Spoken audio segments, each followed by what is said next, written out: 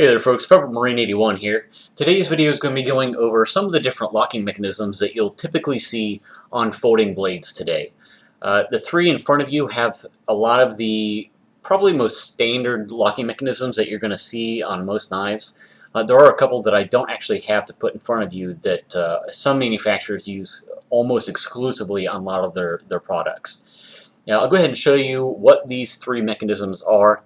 The top, this is an Ontario Rat 1 folder.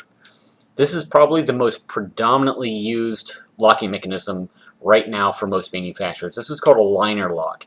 The reason why they call that is, as you can see, this has steel liners that runs the inside of the frame, and this is actually what locks up the blade on this particular knife. And I'll get into these a little bit more detailed in a minute here.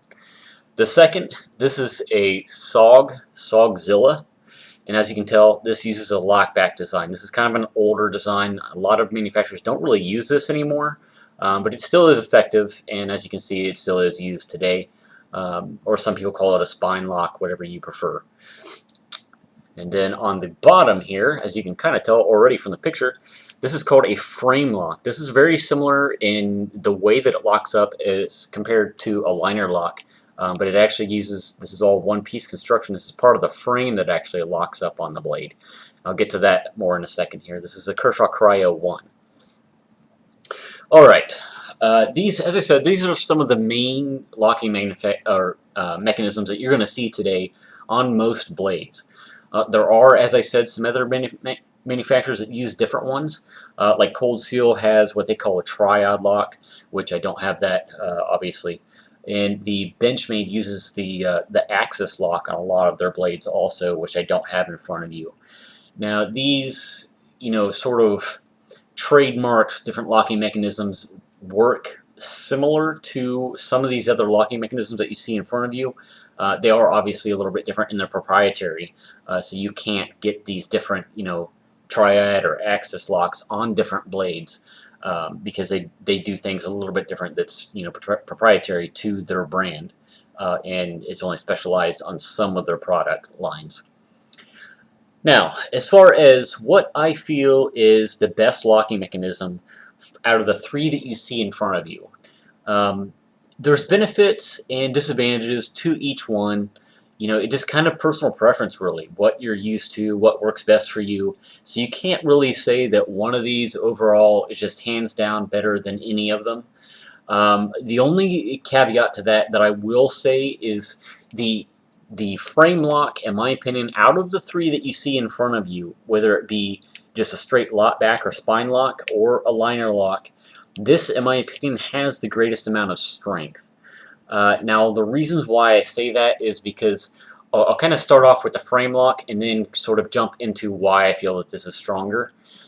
If you're new to folding blades and you don't really know, I'll kind of briefly explain this. For those of you that are familiar, you're already going to know this information. But the reason why they call this a liner lock is these types of knives have like an open-faced pillared construction. Most of them, at least, that use liner locks are built this way. They're open pillar construction like this. The liners, this one in particular, is not skeletonized. So these are solid steel liners on the inside here. There's little steel slabs that run the inside of this, the blade. And then these pillars that you see that have the screws, that's what makes up the construction of the frame of the knife. Now, the locking mechanism, basically all they do is one half of this steel liner. You can see here how this is kind of bent up. Let me disengage this. This is on like a spring tension. So all you do to disengage the lock is you push it down and then you rotate the blade up. Now you can see here that when this blade is rotated down to where it's almost down in the closed position like that, you can see that this portion of the liner here is up against the frame now, just as the other slab is. Now, when it's sitting closed like that, obviously you can see that it's flush up against the other part of the Zytel, or I think this is actually G10, part of the slab. Now, when you're rotating that out to open it, watch what happens to that portion of the lock. You see how it slid down and engaged underneath this part of the actual blade. See now that you can't really see because it's not really wanting to focus there, but right in here, what's happened is this portion of the metal, the liner, has pushed underneath this portion of the blade and locked underneath it. So now the blade can't close in on you. That's what keeps it firmly in place. That's what actually locks it out. Now, one of the pillars that I was talking about here, this top portion one here, this is actually doubles as what they call a stop bar. So the bottom of this blade is shaped in a way to where once that, this slab locks underneath there, this locks into place behind that, and so this is rigidly in place. It won't come down on you. Now these can fail. I'm not saying that they don't fail. It isn't impossible for this to come undone to unlock on you and it come down, because that can happen if you put enough pressure on it.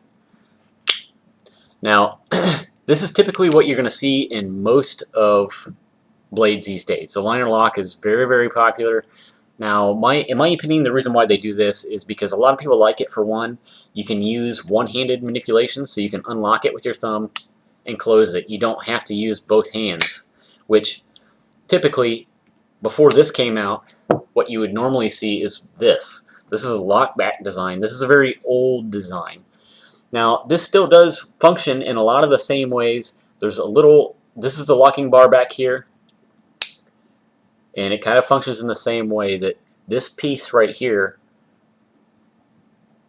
you can see how it sort of functions in the same way that the liner lock does, where this bar, this locking bar here, kind of pops into place and holds everything rigid.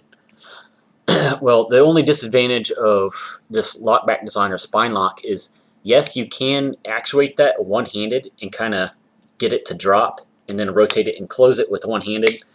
You can open it one-handed easy, but you can't really, and I'm sure there's probably someone's developed a technique to do this easily, but it's very hard to do that single-handed.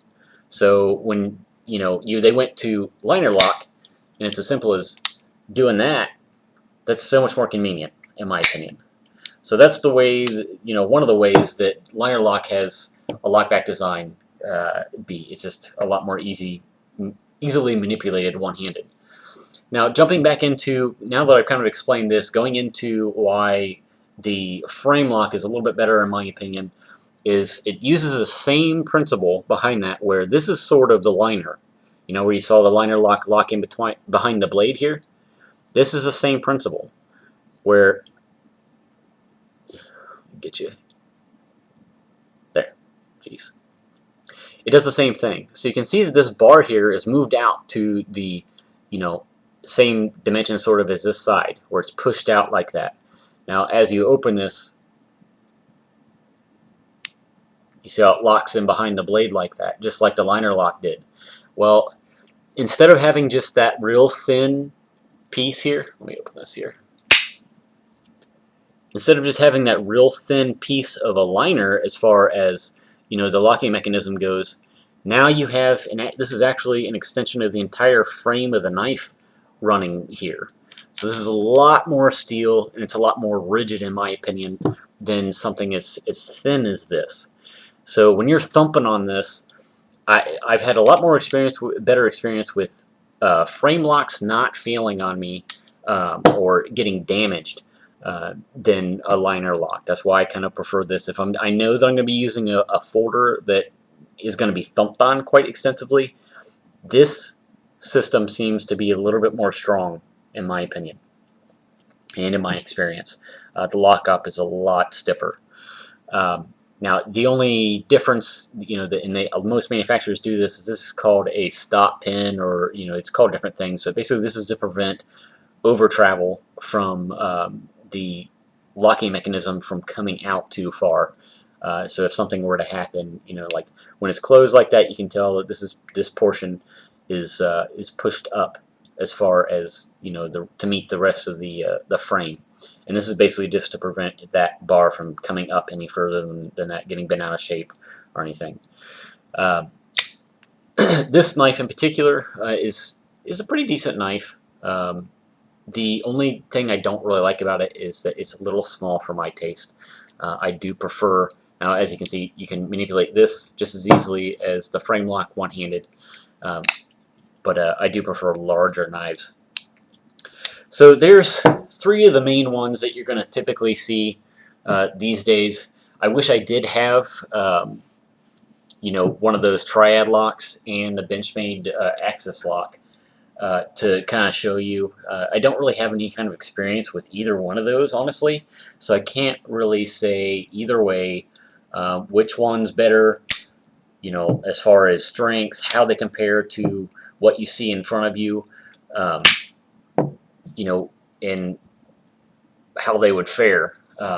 But if you do, go ahead and leave it in the comments. I'd be interested to know, in your experience as far as how the Cold Steel Triad lock and the Benchmade Axis kind of compares to these different locking mechanisms and how they fared for you in the past, and what you'd probably recommend over all these as far as compared to those also.